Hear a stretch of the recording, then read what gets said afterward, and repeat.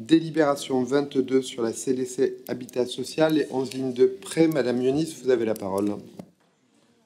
Alors, les garanties d'emprunt, qui sont des garanties donc de 100% du prêt souscrit, sont un des leviers dont les communes disposent pour intervenir en faveur du logement social.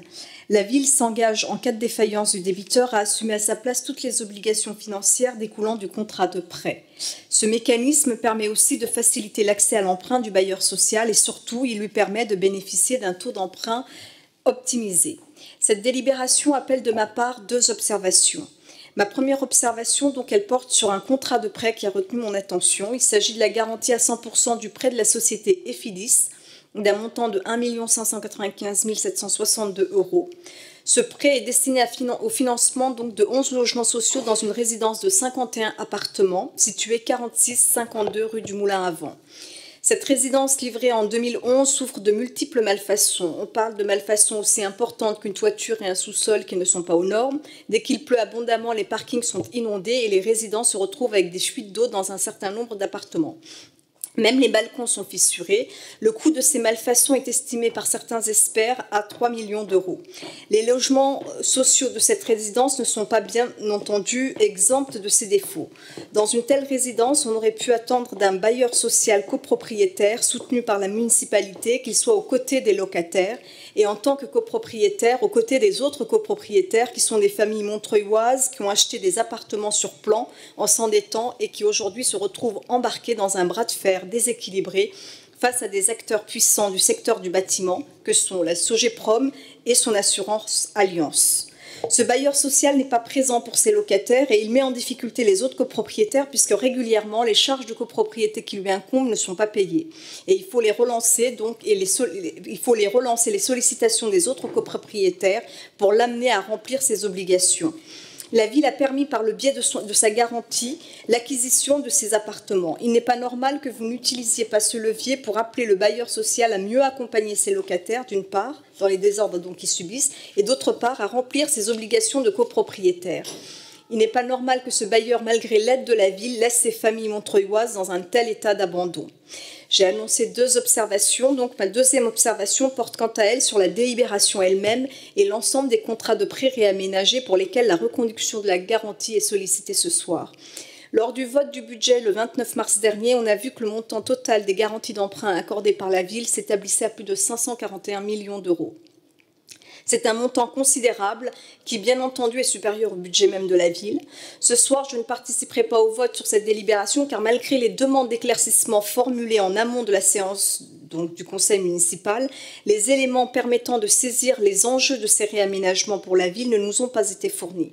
Quel que puisse être le montant, ces engagements hors bilan de la collectivité ne sont pas à prendre à la légère, puisqu'en cas de défaillance, le garant se substitue à l'emprunteur. Il vous faut conclure, Madame Yonis. Le conseil municipal s'engage en cas de défaillance à dégager sans discussion les ressources suffisantes sur son budget pour faire face au remboursement du prêt. Je conclurai en donnant une dernière remarque. Les prêts dont il est question dans cette délibération ont été renégociés à la fin de l'année 2022 et la ville a été sollicitée pour les garantir en février 2023. Le 29 mars dernier, lorsque nous votions le budget de la ville, vous saviez, monsieur le maire, que les modifications qui affectaient ces engagements hors bilan de la ville, mais vous avez préféré reporter de 4 mois leur inscription à l'ordre du jour du conseil municipal. Je le regrette parce que cette démarche ne nous permet pas d'avoir une vision globale des risques encourus par la commune.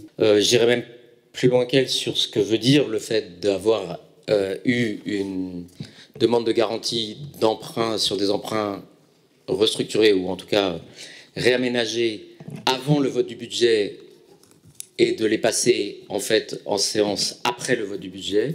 C'est aussi une question de sincérité budgétaire qui est posée. Hein. Très sincèrement, c'est quand même pas vraiment normal de faire ça dans cet ordre et avec un calendrier pareil. On parle quand même, juste pour que les gens sachent, hein, on parle de 9,5 millions d'euros environ sur 11 lignes de prêts réaménagés. La délibération était tellement absconse, avec un jargon bancaire dont seuls les banquiers et les assureurs sont probablement capables. On a demandé à avoir des explications pour simplifier ça. On nous a simplifié un peu les choses, mais ça reste totalement incompréhensible. C'est-à-dire qu'on a même l'impression que personne dans la collectivité n'est vraiment capable de comprendre quel est exactement l'ampleur et l'enjeu des réaménagements, puisqu'on nous explique en gros que c'est pour permettre des réaménagements qui jouent à la fois sur la durée du prêt, le montant des annuités et le taux du prêt.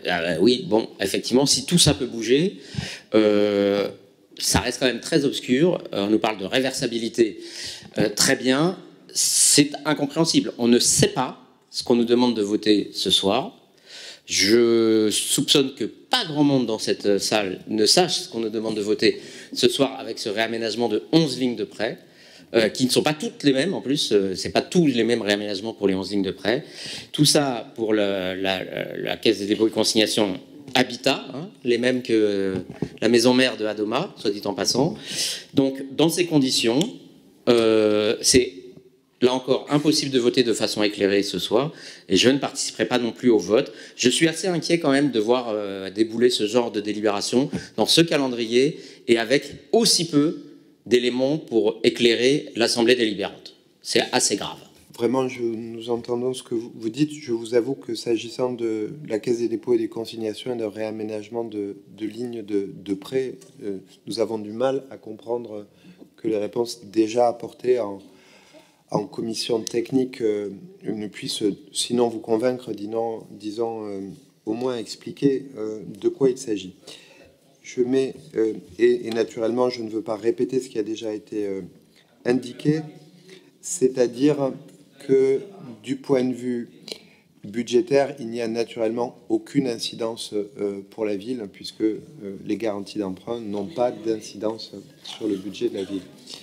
Je mets aux voix la délibération 22, qui est contre, un voix contre, qui s'abstient. Proposition adoptée. Vous êtes en NPPV du coup ?